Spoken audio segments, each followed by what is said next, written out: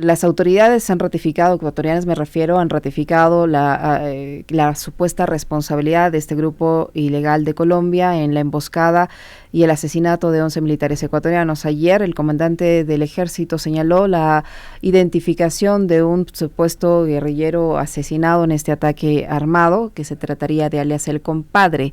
¿Qué información se conoce en Colombia respecto a esta implicación de este grupo ilegal en territorio ecuatoriano con el desenlace de 11 militares ecuatorianos asesinados? Buenos días, bienvenido. Buenos días, un saludo muy especial a ustedes y a sus seguidores. Bueno, debo empezar por señalar nuestro rechazo a esos episodios tan dolorosos y lamentables como los sucedidos el día viernes de la semana anterior en territorio ecuatoriano, en donde fueron asesinados 11 miembros de la fuerza pública ecuatoriana. Nuestra solidaridad y nuestro saludo de condolencias a las familias de los militares muertos, lo mismo que a las autoridades civiles y militares del vecino país. Los hechos han sido adjudicados a una de las estructuras armadas ilegales que se encuentra en una mesa de diálogos de paz con nuestra delegación en representación del gobierno, que es Comandos de la Frontera, grupo que, como ya se ha informado, tiene presencia en los departamentos de Putumayo, de Nariño, también en la zona fronteriza con Perú, Ecuador. Hacen parte de una estructura más amplia que se llama la Coordinadora Nacional Ejército Bolivariano, grupos residuales de la antigua FARC que suscribió un acuerdo de paz con el gobierno de Colombia en el año 2016. Comandos de la Frontera el día sábado hizo público un comunicado señalando que no son los responsables de los hechos ocurridos el día viernes, pero como ya hemos tenido oportunidad de señalarlo, nosotros tenemos que tomar esa declaración de ellos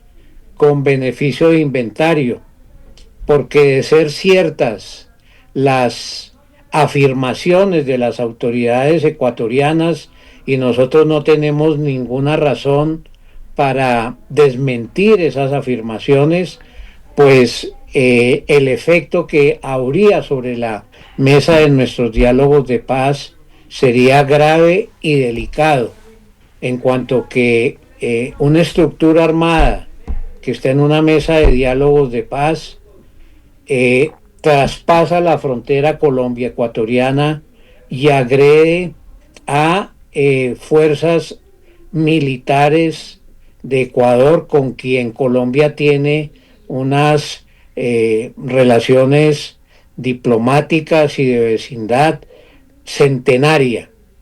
de tal manera que nosotros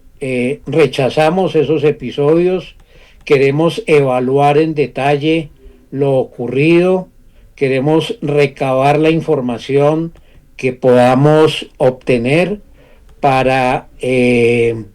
compartirla con el consejero comisionado de paz y, por supuesto, bajo la orientación del presidente de la República, para saber qué pasos adoptar en lo que se relaciona con nuestra mesa de diálogos con estas estructuras ilegales que se les señala de ser la responsable de los episodios del día viernes en Ecuador. ¿Cómo está, doctor Noboa? Un gusto saludarle. A estas horas en el Ecuador hay voces que se han sumado a las críticas con respecto de lo que fue todo ese proceso de negociación de paz allá en el 2016 durante el gobierno del expresidente Juan Manuel Santos, porque, digamos, el argumento que han señalado es que no fue del todo exitoso el proceso de paz, porque finalmente las FARC terminaron de, digamos, fraccionarse, de algunos sí se vincularon a la vida cotidiana y demás, pero otros no dejaron la vida armada, y ese es el caso justamente de este Comando de la Frontera. Tuvimos también, allá en el 2018, usted recordará en Ecuador el lamentable episodio del secuestro de periodistas y de otros civiles también, por una disidencia de las FARC, como ellos se reconocían, que era este grupo Oliver Sinisterra. Estas críticas a ese proceso de paz, ¿cómo se han asumido en este momento histórico y en este contexto, doctor? Sí, como usted bien lo señala, en el año 2016 hubo un acuerdo de paz firmado por el entonces presidente de la República, Juan Manuel Santos, con las antiguas Fuerzas Armadas Revolucionarias de Colombia, FARC. Ese acuerdo de paz logró la desmovilización de cerca de 2.000 integrantes de esas estructuras armadas ilegales. Sin embargo, la implementación de ese acuerdo ha sido objeto de muchas críticas y de muchos señalamientos, porque la promesa de las transformaciones que quedó plasmada en el contenido de ese acuerdo no ha sido la más exitosa. Ha logrado avances importantes en algunos temas, no podemos decir que su implementación es un fracaso total, pero en los aspectos vertebrales, en lo que se relaciona con las transformaciones territoriales, en las zonas de presencia de este grupo que coinciden con la existencia de cultivos de hoja de coca, economías ilegales como la minería del oro en algunas regiones del país, no se logró hacer. Y eso llevó a que, sumado con otro conjunto de factores,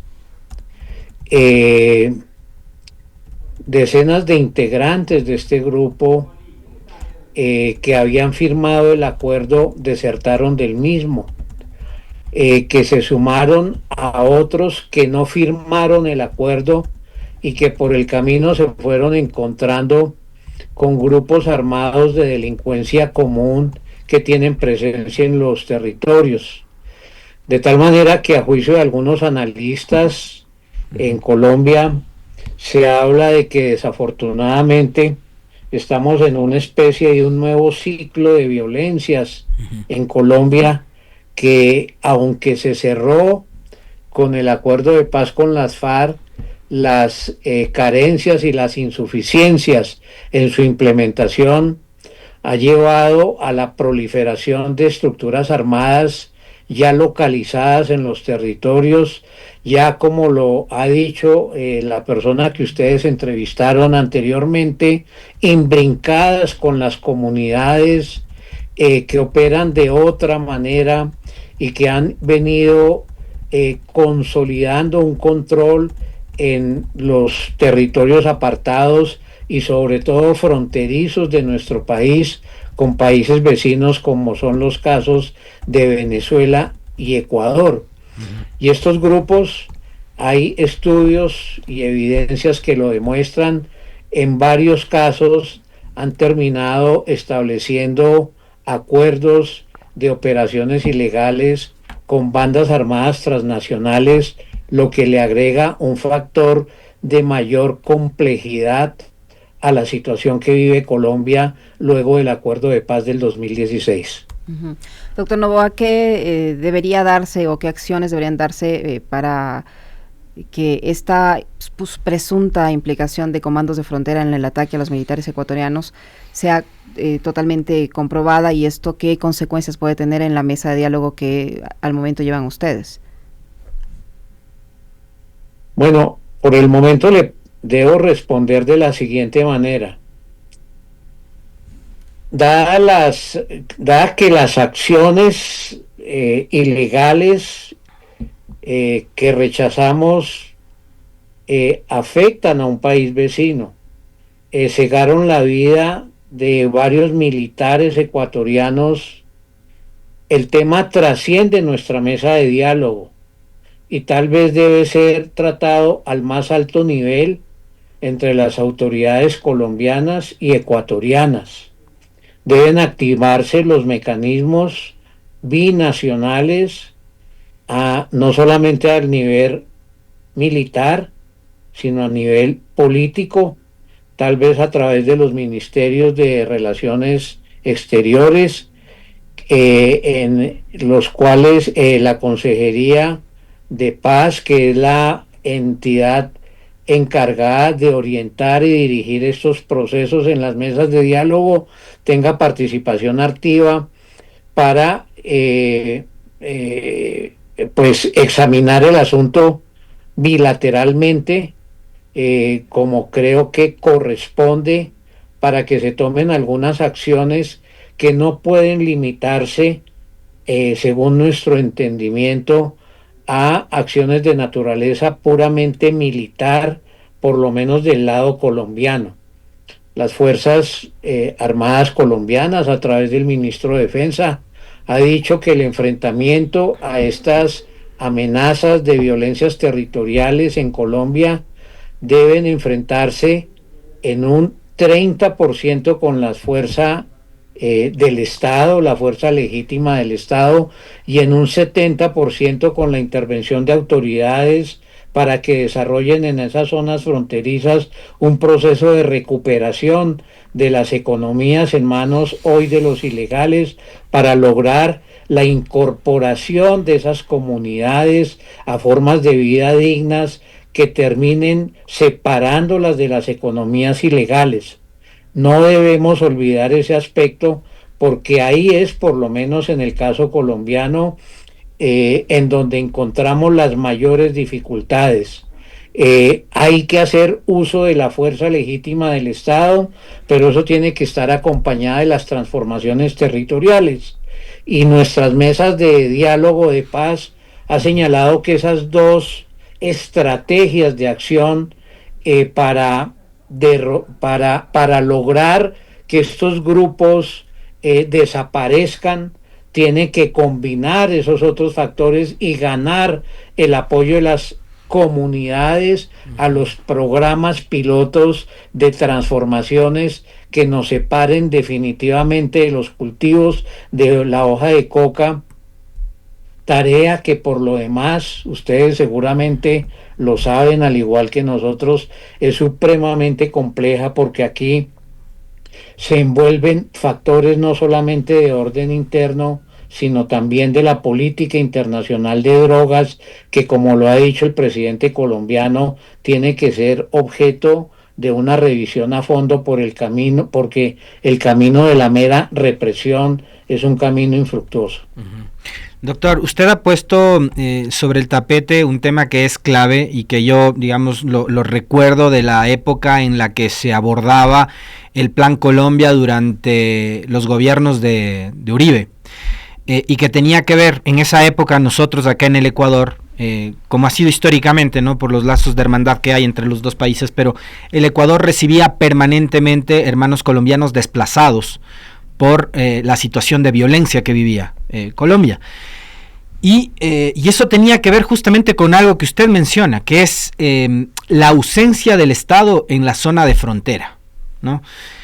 que es, digamos, tierra fértil para que sea ocupada por estos grupos delincuenciales. Entonces, yo encuentro en la explicación que usted nos da, en la respuesta anterior, que la solución a estos problemas no es militarizar el territorio únicamente, sino que a la par que llega el Estado con patrullas militares, ¿no?, con cuarteles militares, con brigadas militares, con seguridad,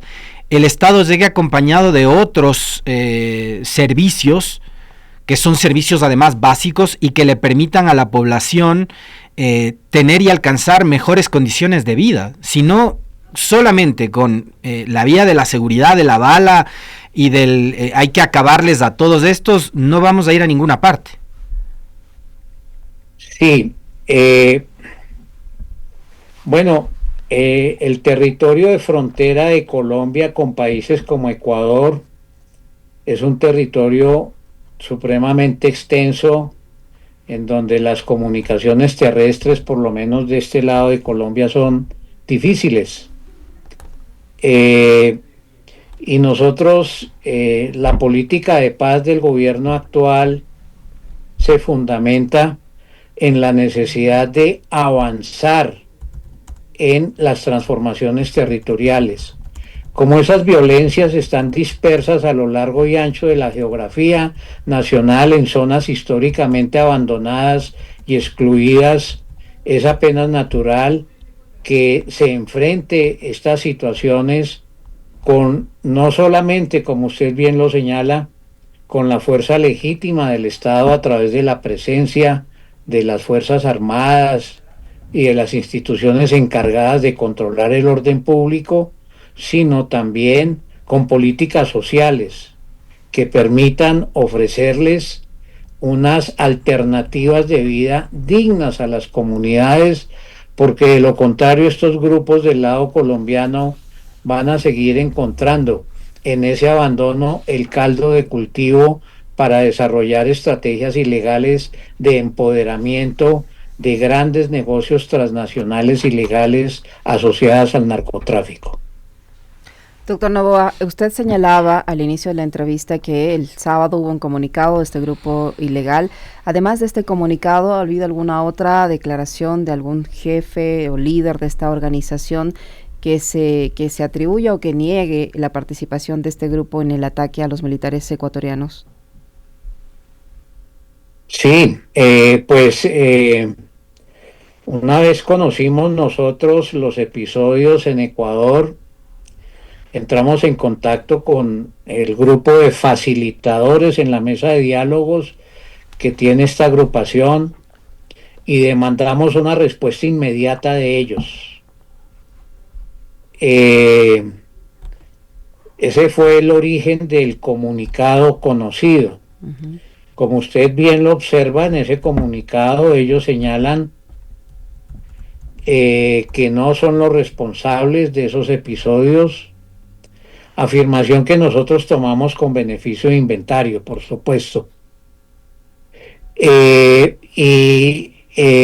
días más recientes hemos tenido posibilidad de hablar con personas autorizadas por este grupo para tener contacto con la delegación del gobierno, y ellos insisten en que no son responsables de los hechos ocurridos del otro lado de la frontera. Pero, repito, nosotros no tenemos al día de hoy mayores elementos de juicio para desdecir o contravertir las informaciones oficiales de las autoridades ecuatorianas, ni tampoco de las autoridades colombianas que se han pronunciado al respecto, aunque sí nos corresponde aclarar en la mesa de diálogos cuál es el grado de responsabilidad que tiene este grupo, porque se entenderá que lo que nosotros hemos encontrado es que del lado ecuatoriano se ha calificado estos hechos como una agresión contra la soberanía de Ecuador. Uh-huh. De tal manera que es supremamente grave, porque una mesa de diálogos de paz del lado colombiano no puede cohonestar que desde nuestro territorio, bajo el amparo de una mesa de diálogos de paz, se adelante una actitud de agresión contra autoridades legítimas de otro país. Y precisamente por la gravedad de los hechos es que queremos no actuar apresuradamente, tener los mayores elementos de juicio, elevar las consultas del caso para tomar decisiones más claras que nos permitan, trabajar conjuntamente con las autoridades venezolanas dentro de algo que plantea la Constitución colombiana del 91 y que creo que también la ecuatoriana de Montecristi, y es entender que esas zonas fronterizas deben concebirse como zonas de integración regional, como zonas que nos permitan acumular sinergias para potenciar la democracia y la justicia social en esos territorios, que por lo demás no se ha logrado, porque como ustedes bien lo han dicho, se trata de territorios abandonados, muy porosos, prácticamente tomados por la delincuencia, y pues ahí tenemos los gobiernos de ambos países y ambos países en su conjunto un reto gigantesco. En el caso colombiano nosotros entendemos que la política de paz total no podrá consolidarse si no hay una nueva estructura de relacionamiento con los países vecinos para tener una mirada integral de cómo enfrentar este tipo de situaciones.